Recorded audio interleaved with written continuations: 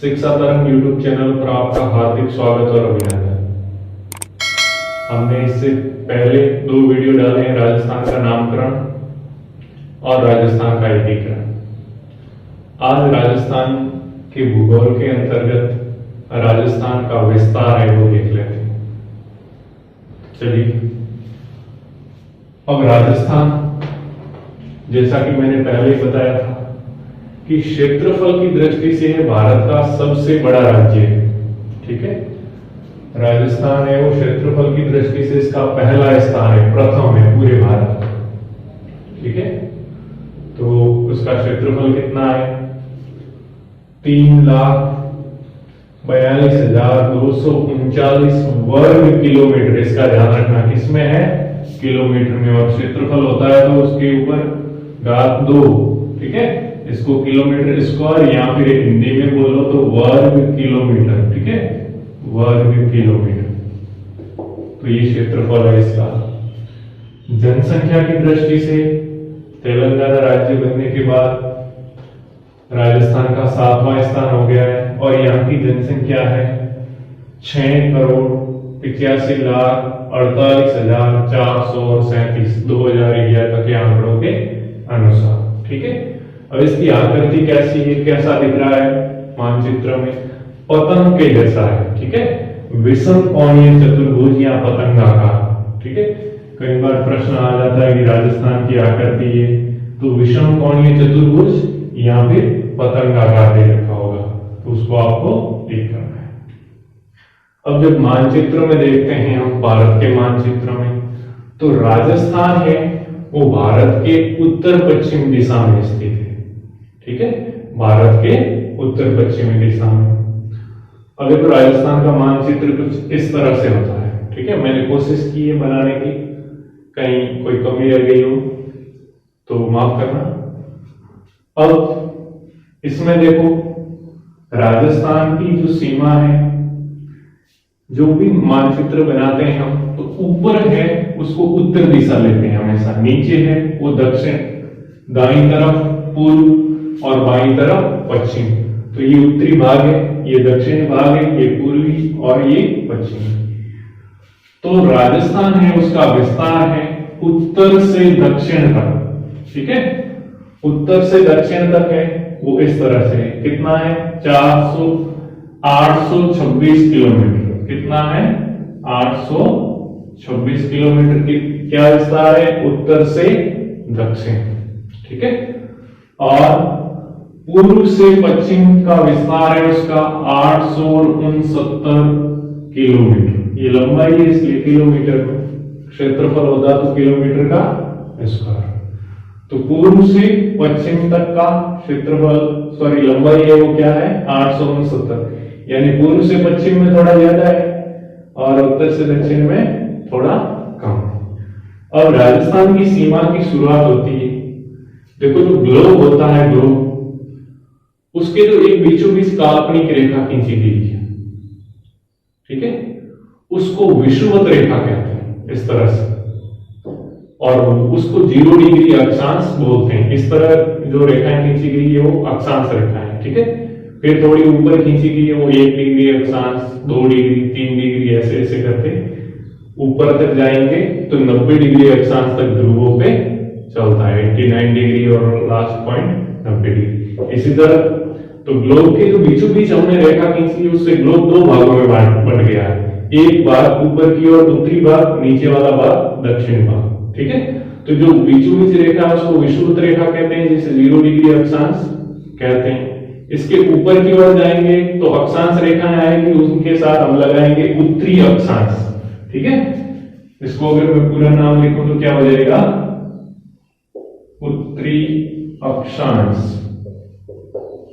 ठीक है, उत्तरी अक्षांश। तो अब जो विषुवत रेखा होगी बीच में होगी, तो जो 0 डिग्री जैसे यहाँ पे रेखा है 0 डिग्री अक्षांश। ठीक है, ग्लोब के तो 4 ओर होती है, या बोर्ड पे तो हम ऐसे बना नहीं सकते, तो यहाँ पे होती है वो 0 डिग्री अक्षांश। ठीक है, उसको विषुवत रेखा, फिर 1 2 3 ऐसे ऐसे करते ऊपर की ओर बढ़ेंगे। तो इस विषुवत रेखा से उत्तर की ओर है वो क्या है, हमारा राजस्थान है। ठीक है, तो उत्तर की ओर है, इसलिए उत्तरी अक्षांश ऊपर की ओर होगा 1 2। तो राजस्थान की जो सीमा शुरू होती है यहां से होती है। ठीक है, लास्ट है यहाँ पे दक्षिण में। भाई पूरे में देखें तो ये उत्तरी भाग और ये दक्षिण, लेकिन जो विषुवत रेखा है इसके ऊपर की ओर है, इसलिए उत्तर की ओर उत्तरी अक्षांश। तो 23 डिग्री 3 मिनट कहाँ है, बोरकुंड गांव बांसवाड़ा में। यहां से लेकर के राजस्थान की सीमा है वो 30 डिग्री 12 मिनट उत्तरी अक्षांश तक है। ठीक है, यानी सेंटर होता है ग्लोब, पृथ्वी ऐसे है एक गेंद की तरह, इसके बीच में एक सेंटर होगा, तो सेंटर से एक रेखा है चारों ओर खींच दी है, वो तो है विषुवत रेखा। ठीक है, फिर क्या किया, उस विषुवत रेखा के साथ इस तरह कोण बनाया 1 डिग्री का, और उसके ऊपर एक इस तरह से रेखा आ जाएगी 1 डिग्री 2 डिग्री जितनी भी है। ठीक है, तो वो सारी अक्षांश रेखाएं, ऊपर की ओर उत्तरी अक्षांश और विषुवत रेखा के नीचे की ओर दक्षिणी अक्षांश।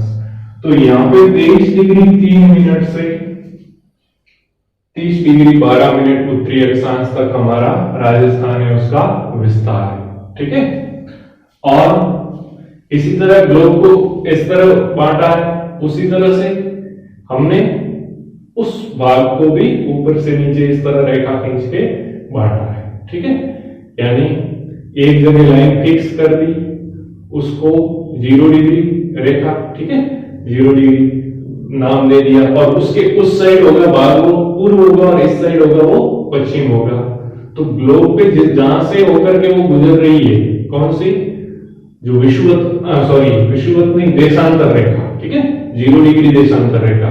तो 0 डिग्री देशांतर रेखा के इस भाग में पूर्व की ओर पूर्वी देशांतर, पश्चिम की ओर पश्चिमी देशांतर। तो जो भारत है वो पूर्वी भाग में स्थित है उस देशांतर रेखा के, इसलिए भारत में जो है वो पूर्वी देशांतर आएगा।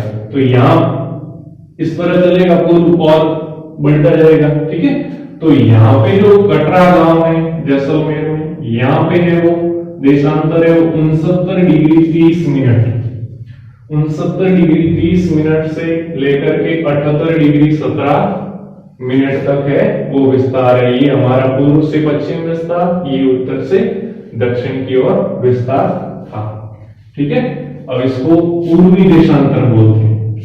तो हम उत्तरी अक्षांश और पूर्वी देशांतर, अक्षांश इस तरह आड़ी रेखाएं और देशांतर सीधी रेखा। ठीक है, ग्लोब पर उत्तर से दक्षिण की ओर लंबाई 826 किलोमीटर, पूर्व से पश्चिम की ओर लंबाई 869 किलोमीटर।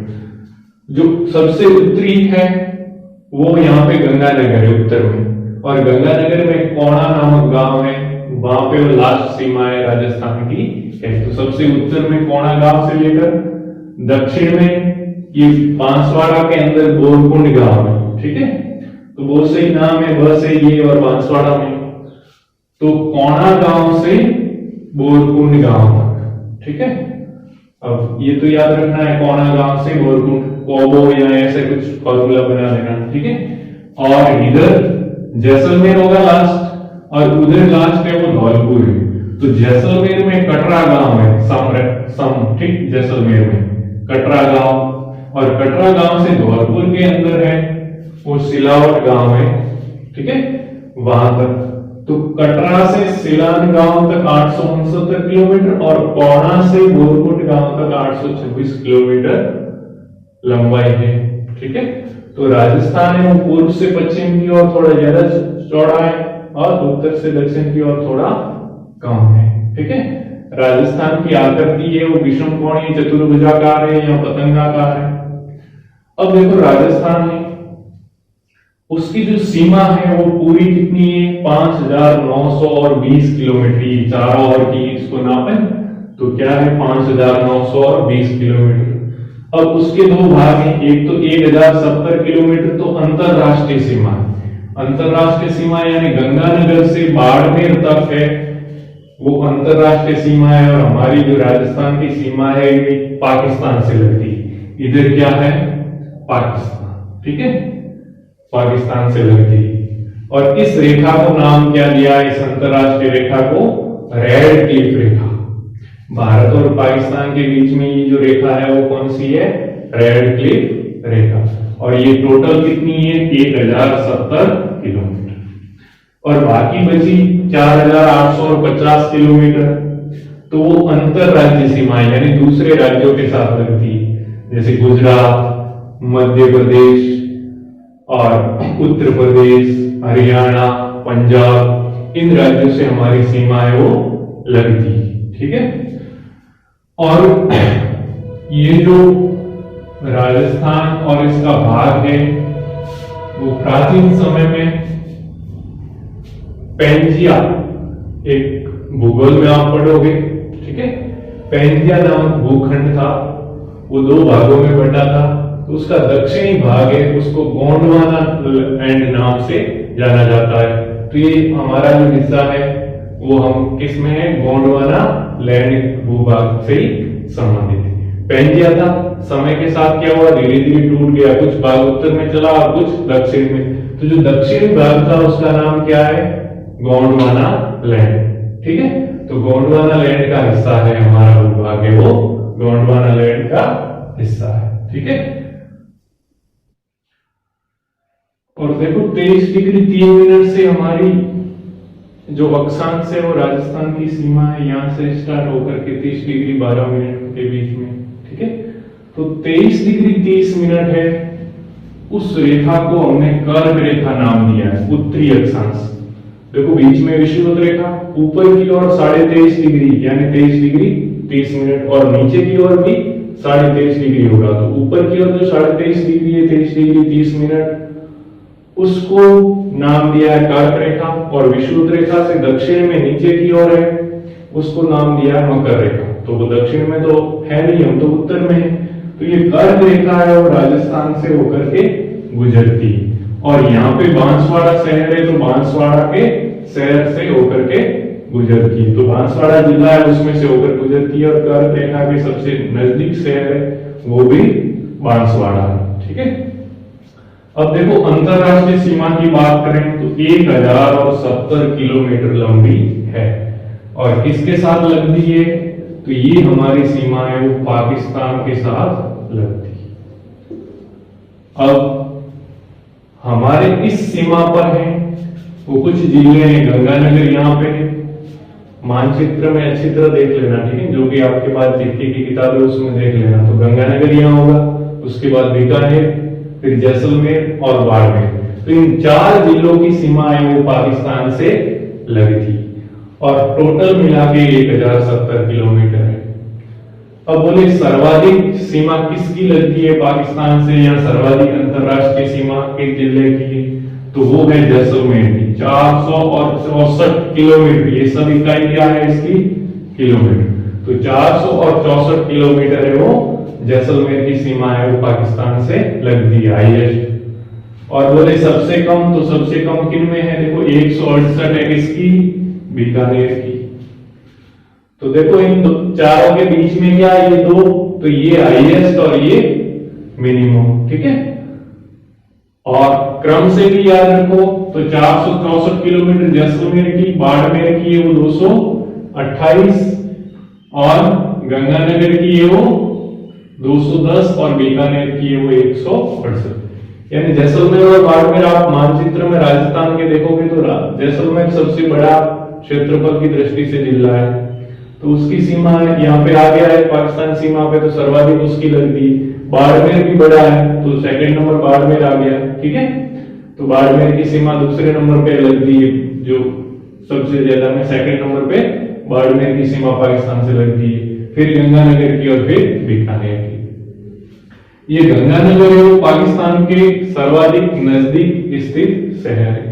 अब इस सीमा की शुरुआत कहां से होती है? तो गंगानगर में हिंदूमल कोट से इस रेड क्लिफ रेखा की शुरुआत होती है। हिंदूमल कोट, ठीक है, ये दू है हिंदूमल कोट। ठीक है।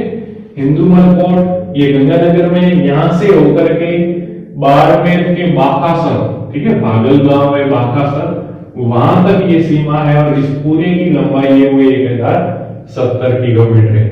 तो सर्वाधिक अंतरराष्ट्रीय सीमा जैसलमेर की, सबसे कम बीकानेर की, सेकंड नंबर है बाड़मेर, थर्ड नंबर है गंगानगर और लास्ट है सबसे कम बीकानेर की लगती।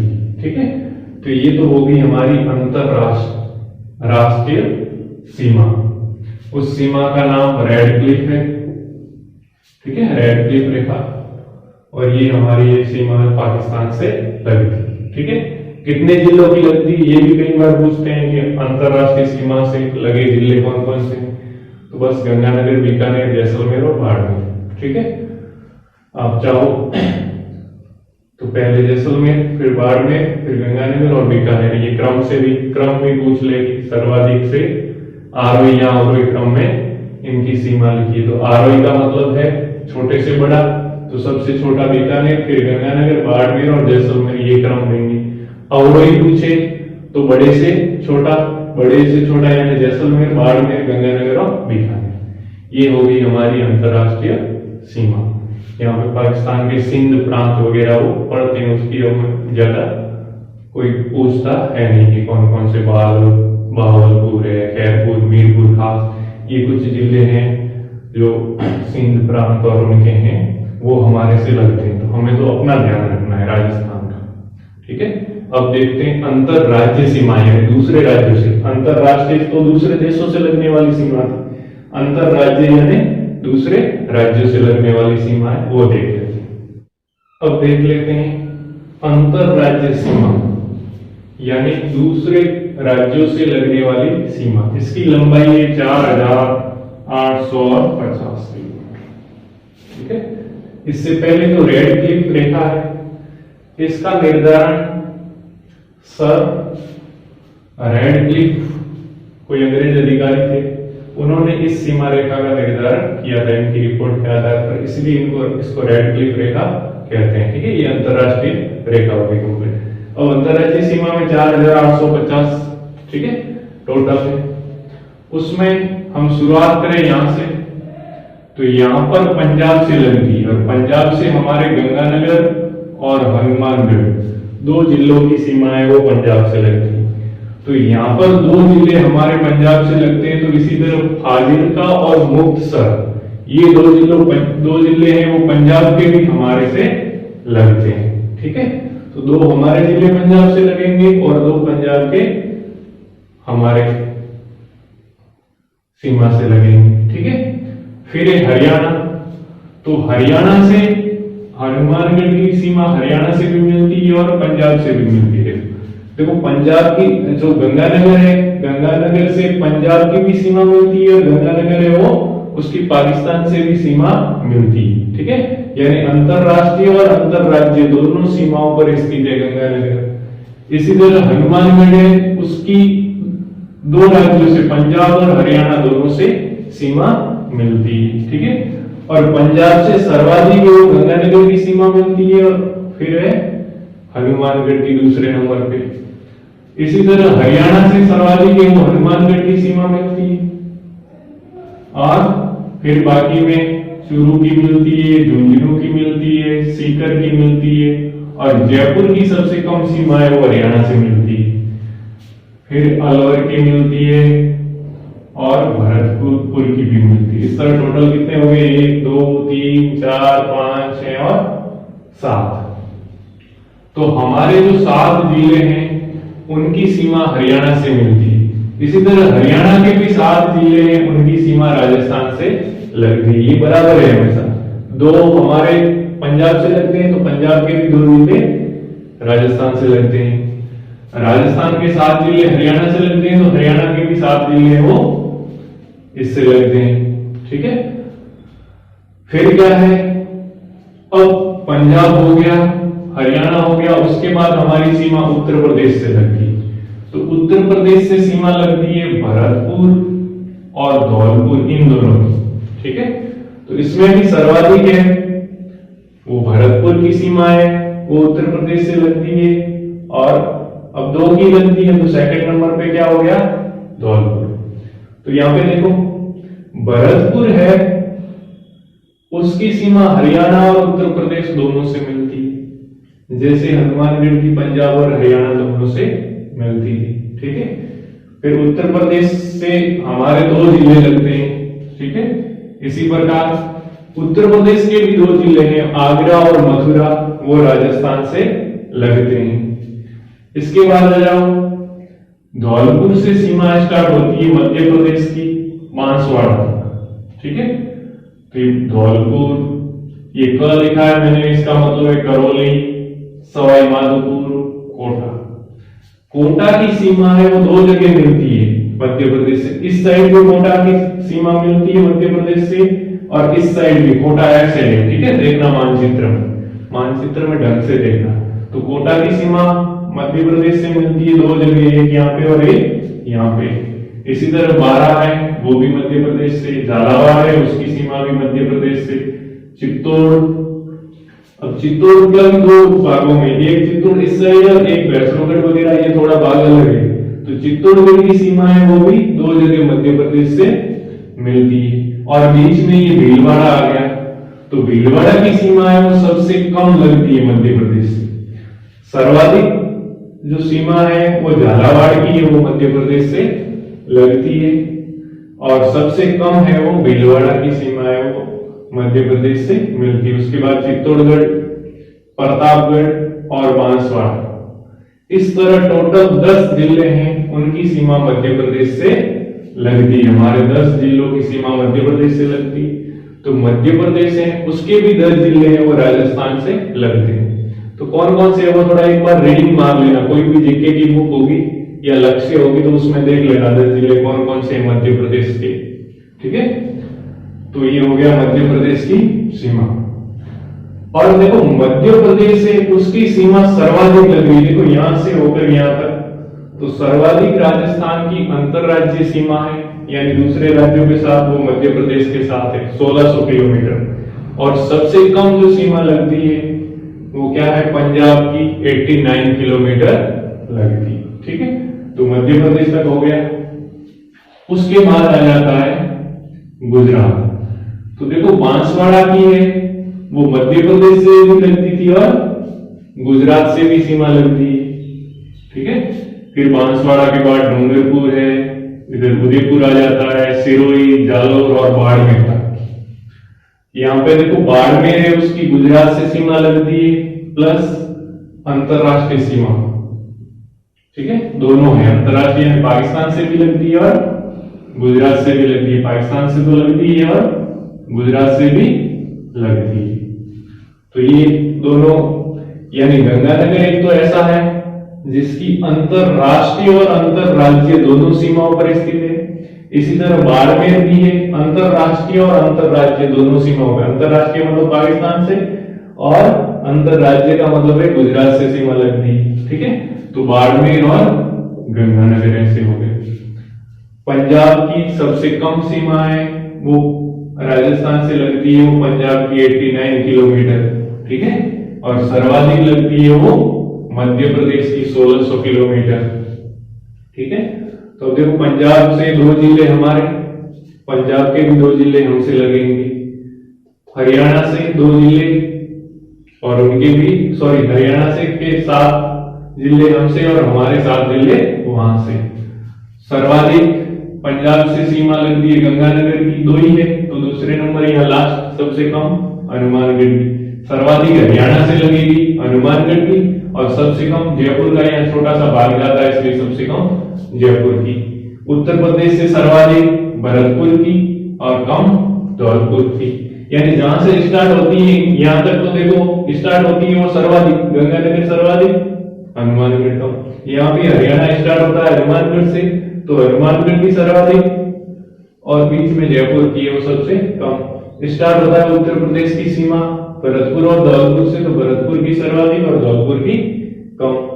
फिर यहाँ स्टार्ट होते हैं 10, उसमें झालावाड़ की सर्वाधिक मध्य प्रदेश से और भीलवाड़ा की सबसे कम मध्य प्रदेश से सीमा लगती है, ठीक है। अब गुजरात आ गया। तो गुजरात से हमारे 6 जिले हैं, उनकी सीमा गुजरात से लगती है। इसी प्रकार गुजरात के भी 6 जिले हैं, उनकी सीमा हमारे से लगती है। बनासकांठा वगैरह, अरावली, महिसागर, ये सारे देख लेना, ठीक है। 6 जिले हैं गुजरात के, वो हमसे लगते हैं। इस तरह हम देखें तो 4 जिलों की सीमा हमारी ये वो अंतरराष्ट्रीय है, और बाकी ये टोटल जिले हैं वो 23 है। देख लो, गिन लेना, ठीक है। 1 2 3 4 5 6 7 8 9 10 11 12 13 14 15 16 17 18 19 20 21 22 और 23, ठीक है। तो 23 जिले हैं, उनकी सीमा क्या है? अंतरराज्यीय। और 4 जिले ऐसे हैं जिनकी सीमा क्या है? अंतरराष्ट्रीय, ठीक है। ये हो गया। अब जो पाली जिला बीच में पड़ता है, ठीक है, पाली की सीमा किसी भी जिले से, सॉरी, पाली की सीमा किसी भी राज्य से नहीं लगती, बीच में पाली। तो पाली एक ऐसा जिला है जिसकी सर्वाधिक 8 जिलों से सीमा लगती है, ठीक है। तो देखो टोटल है ना, टोटल हमारे कितने जिले हैं? 33 राज्य में। 33 में से 23 तो आ गए काम पे, अंतरराज्यीय सीमा पे, और 4 है वो अंतरराष्ट्रीय। लेकिन 4 में से भी 2 है वो इसमें गिने गए थे, देखो बाड़मेर और गंगानगर अंतरराज्य में भी थे। तो यानी टोटल कितने आ गए? 25 है जो अंतरराज्यीय या अंतरराष्ट्रीय सीमा पर स्थित जिले हैं। तो बच गए कितने? 33 में से 25 घटा दूंगा तो क्या रहेंगे? 8। तो 8 ऐसे जिले हैं जिनकी किसी भी राज्य या देश से सीमा नहीं लगती, ठीक है, अंतर्वर्ती है। कितने? 8 जिले, उनमें से पाली भी एक है, और पाली की सीमा है वो सर्वाधिक जिलों 8 जिलों से लगती। और जो 8 जिले हैं जिनकी सीमा किसी भी राज्य या किसी भी देश से नहीं लगती है, बीच में है, वो 8 जिले क्या कहलाते हैं? अंतर्वर्ती जिले। और वो कौन से हैं? देखो पाली इनमें कहीं पर भी नहीं आया, किनारे पे बीच में है, ठीक है। जोधपुर, नागौर, दौसा, टोंक, बूंदी, अजमेर, राजसमंद, ये सारे के सारे जिले हैं वो अंतर्वर्ती जिले हैं, ठीक है। तो 8 बीच में है, और पाली ऐसा जिला है जिसकी सर्वाधिक 8 जिलों से सीमा लगती है, ठीक है। और अब देखें तो क्षेत्रफल की दृष्टि से भारत का सबसे बड़ा राज्य है। अब जिलों में देखें तो क्षेत्रफल की दृष्टि से सबसे बड़ा जिला है वो जैसलमेर है, ठीक है। कौन सा है? जैसलमेर। और सबसे छोटा जिला है वो कौन सा है?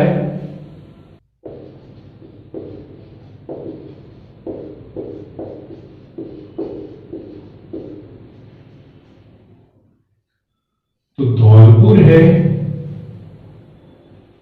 वो क्या है? सबसे छोटा क्षेत्रफल की दृष्टि से, ठीक है। आप देखोगे नक्शे में तो सबसे बड़ा दिखेगा जैसलमेर और सबसे छोटा दिखेगा धौलपुर, ठीक है। अब धौलपुर का क्षेत्रफल है 3034 वर्ग किलोमीटर, और जो जैसलमेर है वो सर्वाधिक बड़ा है, सबसे बड़ा है क्षेत्रफल की दृष्टि से, तो उसका 38,401 वर्ग किलोमीटर क्षेत्रफल है, ठीक है। और जनसंख्या की दृष्टि से बात करेंगे तो सर्वाधिक जनसंख्या है वो जयपुर की होगी, और सबसे कम जनसंख्या है वो जैसलमेर। देखो जैसलमेर में डबल विशेषता है, एरिया क्षेत्रफल तो सबसे ज्यादा जैसलमेर के पास है, लेकिन जनसंख्या है, लोग है वहां सबसे कम है, जनसंख्या कम, क्षेत्रफल सबसे ज्यादा। जनसंख्या सर्वाधिक ज्यादा कहां की? जयपुर की। जयपुर राजस्थान की राजधानी, वहां पे सबसे ज्यादा जनसंख्या है, ठीक है। और धौलपुर क्या है? क्षेत्रफल की दृष्टि से सबसे छोटा जिला। और इस तरह राजस्थान में और देखें तो सर्वाधिक ऊंचा स्थान है राजस्थान में, वो है सिरोही जिले के अंदर स्थित है। जो सबसे ऊंची चोटी है वो गुरु शिखर है, ठीक है। और गुरु शिखर कितनी है ऊंचाई पर?